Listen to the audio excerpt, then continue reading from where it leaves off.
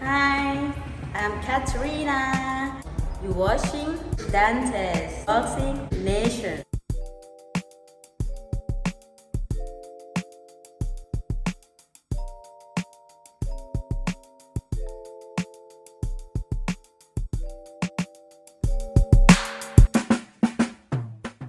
Dante's Boxing Nation, what's going on, guys?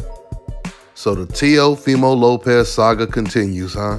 In one of the last videos I did about Lopez, I reported the news that the Lopez-Kambosos fight had been postponed for, a third time?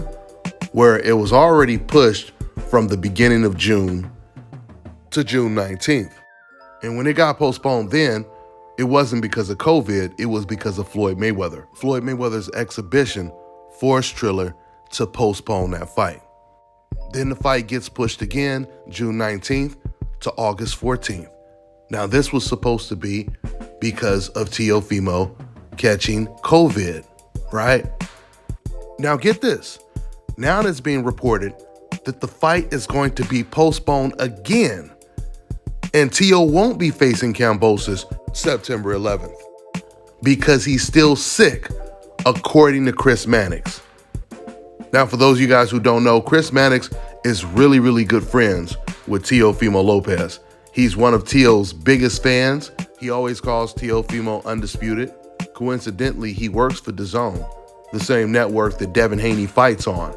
You would think because he's on the same network, he wouldn't go out of his way to disrespect the WBC champion Devin Haney the way he's doing it. But like I said, he's good friends with Teofimo-Lopez. So it's Chris Mannix that's reporting this. Chris is reporting that Teo is still sick from the virus. And because of that, this fight is going to be pushed again. Let me quote exactly what Chris Mannix said. He said, so whenever he actually gets over it, he's probably going to need a month and a half or 2 months of training camp to get back in shape. People have kind of pinpointed September 11th as the date for Lopez-Kambosos. Don't count on it, end quote. Now you guys have to remember, when they postponed this fight from August 14th and then postponed it to September, the reason why they postponed it to September 11th, because Triller wanted Teo to fight on Oscar De La Hoya's card. And I have been saying for the longest, there's a very good chance that Teo may basically be demoted and end up fighting on his undercard. Now, if that is the case, then that would make perfect sense that Teofimo would tell Triller, there's no way I'm fighting on Oscar De La Hoya's card.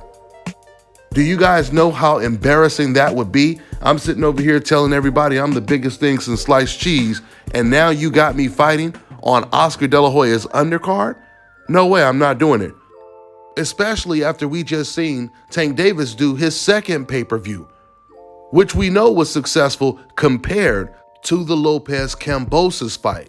Now let's talk about Chris Mannix saying that Lopez is still sick.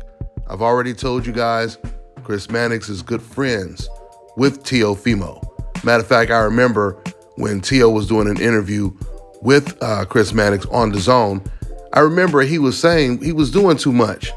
Teo was saying while he was doing the interview, he was like, yeah, me and you, we already talk, you already know what's up, Chris. Me and you always talk, so you already know what's up. He's saying this to Chris as he's doing the interview. So clearly this is a conflict of interest. And it tells me that I would not be surprised if Chris Mannix had said to Teo on the phone, they're just talking casually. Chris knows the whole situation with Teo, and he's telling Teo, don't worry, man. I'll just tell the public that you're still sick, and that's the reason why the fight has to be pushed.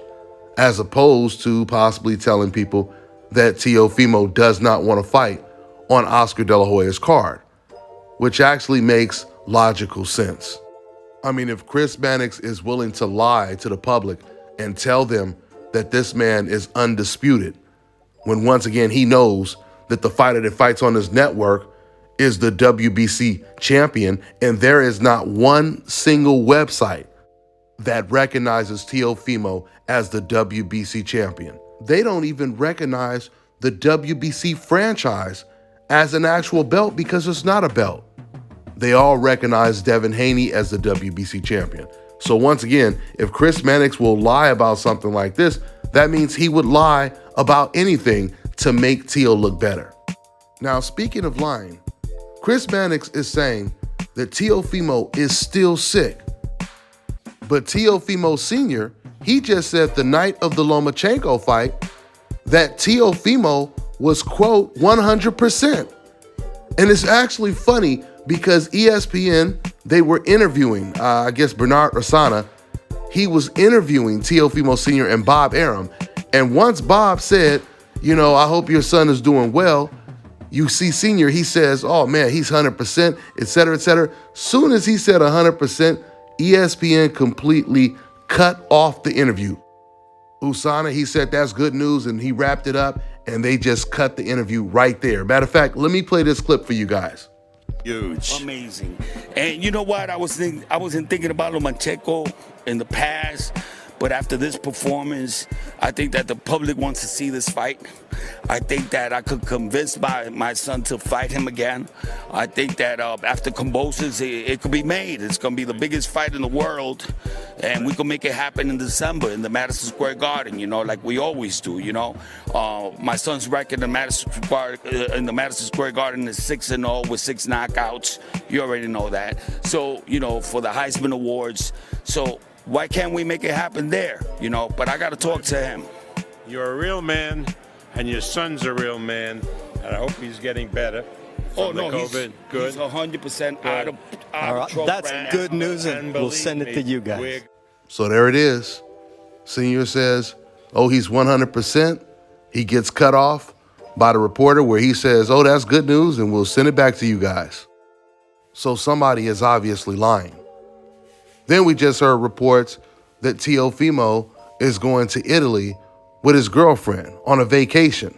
But once again, Chris Mannix says that he's still sick, and don't count on him fighting on Oscar De La Hoya's card in September. Boy, this has really got to be frustrating for George Kambosos. But I'm thinking this is putting more pressure on Teofimo to really perform once he does fight George Kambosos. That's all I got for now, guys. I'm on to the next one. Hello, my name is Dominic. I just got my procedure done here at South Carolinas. I was recommended by Dante's Boxing Nation, and it's real. You know, here's the results. The brother out here, Brother Enoch, is real, and it's a very, very, very good recommendation. I recommend it. 4 hours, you in, you out, and it's the rest of your life. So if anyone in the world wants this hookup, make sure you contact my man Enoch at 704-499-3471 and make sure to follow him on Instagram. Now check this out, guys. If you're looking to repair eczema scars, burns and bruises, dark spots and blemishes, then this right here is the perfect product for you guys. It's called Elo Deki Face and Body Oil. Athletes and top-ranking boxers, they're also using it after training to reduce swelling, inflammation, and to ease the pain. So get yours today. Go to elodeki.com, like them on Facebook, and follow them on Instagram.